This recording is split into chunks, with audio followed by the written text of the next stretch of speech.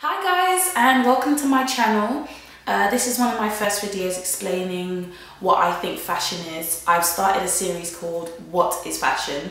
And the reason why I started it is because it was a question that I used to ask myself, and it's a question that I don't believe I don't think it's been addressed fully, and a lot of people still feel like they don't understand what it is, or there's a lot of misconceptions in regards to fashion. So I just want to clarify a few things, explore a few questions, ask a few questions maybe to some of you guys who are a bit more knowledgeable than me, and sort of go on this journey of actually learning fashion and learning what it is apart from and aside from the clothing, as well as incorporating clothing and all that trends and blah blah blah. I hope you enjoyed this video. And if you like it already, just subscribe, share it, like, tell your friends, whatever. Yeah. Fashion. Fashion is the one thing that changes like all the time. It's one of those things that you can never really keep up with it because there's always something new. I mean, for example, like stuff like technology is always changing, it's always upgrading, you're always getting a better version of something. Apple, for example, has like iPhone 5 now, and they're bringing out iPhone 5S or something, madness like that, or 5 or 6, whichever. And even with Apple, a lot of people feel like they can't really keep up, and it's like a lost cause if you even try. But with fashion, it seems that no matter how much you can't keep up, you still try, which is a concept that I found quite interesting. And I realized that it's quite an expensive hobby to have, or an expensive passion to sort of chase after, because you're constantly having to keep up. With stuff like trends and seasons, it's broken up into almost like 2 semesters in the fashion world. So you've got spring and summer, and then you've got autumn, winter. But even in those little semesters, you have spring by itself, and then you have the items that are a bit more summery. But even in that, you've got the stuff that are being sold in spring for summer, so you've got your transitional pieces, and the stuff that's being sold, for example, in winter for spring. And there's always like a crossover between the seasons, which means you're constantly having to buy for later on. So for example, at the moment it's getting a bit sunnier, but it's still quite cold.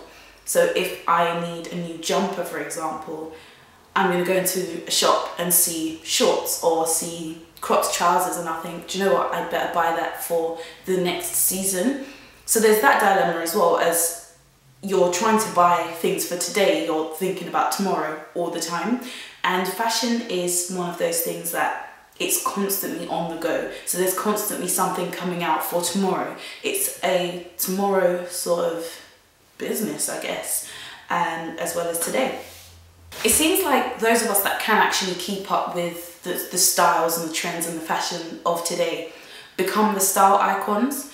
And it seems like it's those of us that are innovative and fashion, you know, fashion forward, that seem to become our style icons. For example, someone like Rihanna, as soon as a trend is released by Vogue or by a designer, she's wearing it. As soon as it comes off the runway, and I think she has a lyric in her song, I think it's something like straight off the runway basically.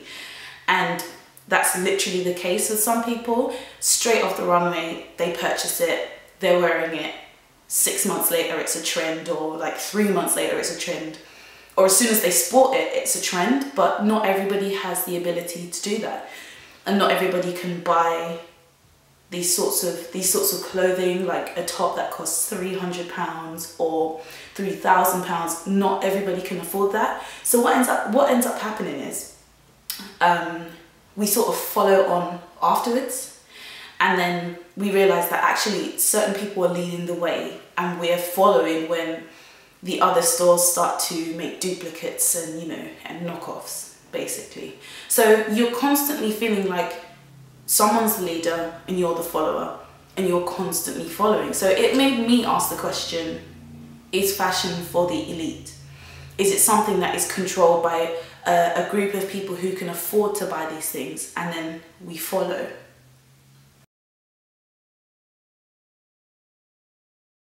With fashion trends, it's usually like the editors of magazines or the designers that dictate what's going to be in fashion. A designer can make something and they can put it on their runway, and then the editors of these different magazines will be there in the front rows taking pictures and then write about them. And that's how the average person gets to know about, for example, Chanel's new collection, or Givenchy, or I don't know, D&G, whoever. That's how we get to see these runway shows and these different outfits. But the average person actually has to wait until there's a knockoff, and it depends on how fast these stores actually get the knockoffs that determines how quickly we're able to sort of imitate. So what does that mean for the average person? Is it possible to suddenly become a fashion icon or a style icon? I mean, even when you look at bloggers, for example, because I blog and I see a lot of bloggers, and I realise that a lot of them seem to be able to afford the new stuff, which makes them look more innovative, and they're able to express themselves as much as they want to. They can use different fabrics, different textures. I mean, the average person is just not able to do so unless they spend all their money on clothing, which is becoming an increasing problem. But I think looking around, you realise that it's those who can afford it. So what does the average person do?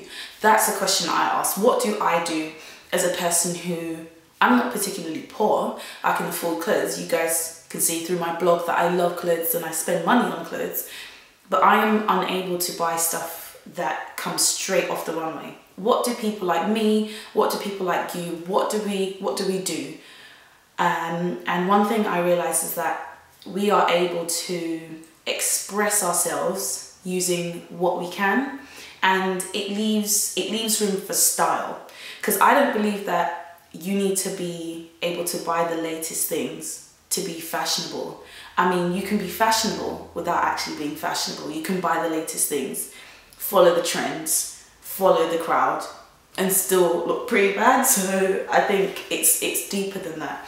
And although there is an advantage in being able to buy the latest things and be innovative and, you know, the best types of clothing and the best materials, those of us that don't have as much money can also do the exact same thing. So it's not an us and them sort of thing. It's not they lead, we follow. We can also create styles and trends, and we can capitalize more on individuality and style and be more, in a sense, more innovative, because we have to find creative ways, like going to find knockoffs, or I'm not particularly into knockoffs, but going into charity shops and finding vintage pieces and putting things together. And even the rise of street style is quite an important thing. And although we just see it and we're like, oh yeah, that's really cool, it's actually quite, it's quite a good thing. It's a step in the right direction, because now we're saying that actually it's the people